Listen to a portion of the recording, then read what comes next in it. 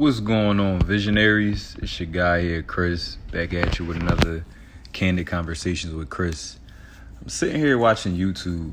That's my choice of TV a lot of times, but just flipping through, and I come across a video called "The Guns of Chicago" that was published on YouTube in 2017. And just listening to these guys and how they live and the things that they got to do to survive, it's very, very crazy. And we always say, just get out of your environment. It's your environment that causes you to do certain things. However, for certain individuals, some that's all they know, so they don't want to change and they are scared of change. But then on the other hand, you have some that I possibly think, and I heard from what I'm watching on YouTube as well, that they don't even, one of the crews that they were talking to, they don't even mess with guns like that. But they have guns and they get guns to survive because they don't want to get caught out in the street without a gun. But even if you do have a gun and somebody sneaks up behind you, you can't use it because your brains are on the sidewalk.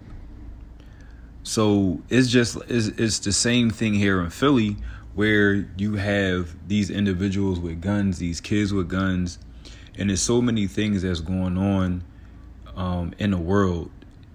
However, some of us have the means to get out of our environment. Some of us don't. But the ones that do have the means to get out of that type of environment, I pray and hope that they do. And it's a lot of young kids out here, and this coronavirus has not made anything any easier. It truly, truly has made things a lot worse. And for these things being a lot worse, it's a lot less things, should I say, that are here and readily available for these young men out here to be productive, to have fun, to be a kid. So many kids right now have the responsibilities of their parent watching over their parents because their parents might have gotten hurt, or their parents left, so they are the head of the household. It's so many different scenarios, and I'm not even going to get into that. But it's really, really sad how us as black men have a certain stigma to us. But again, like I said, this coronavirus has not made anything any better. It has made things worse. And now they're trying to force this vaccine on us. It's a lot of things going on in this world. But I wish these young black men would stop resorting to violence and come together. I know it's hard to do, but it takes one person to start, and then another person to catch on to it, then another person to see what's truly going on and respond to it. But at the end of the day, I say this: our future needs our help. There's a lot of things that can be done, but it starts with the small people, i.e., our city officials. Then it moves up to our state officials. Then it moves up to the government and the people in Washington, D.C. But what can we do to keep our kids safe? Kids are about to go back to school. Let's see how long they stay in school because of this coronavirus Delta variant that's out here. Let's see if they don't get snatched out of school again. However, our environment can produce millionaires. Our environment can produce murderers. Our environment can produce good or bad.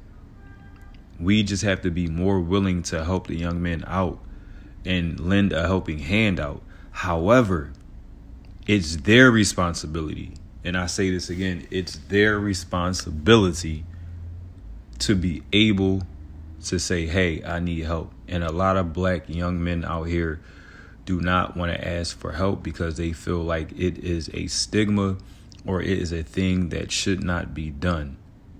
But your mental health is more important than your bodily health. Your mental health will transition into your bodily health. If your mind is clear, your body is clear. But that's just my thoughts, and I hope some way, somehow, that this gun violence in Philly stops.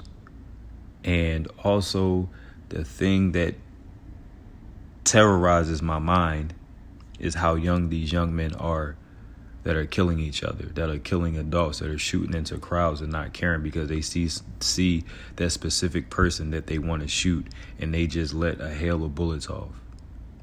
It's a sad thing.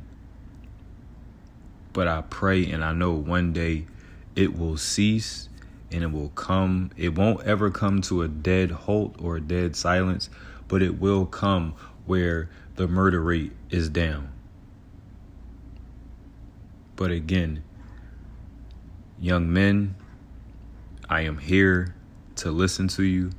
I am here to help as much as you allow me to.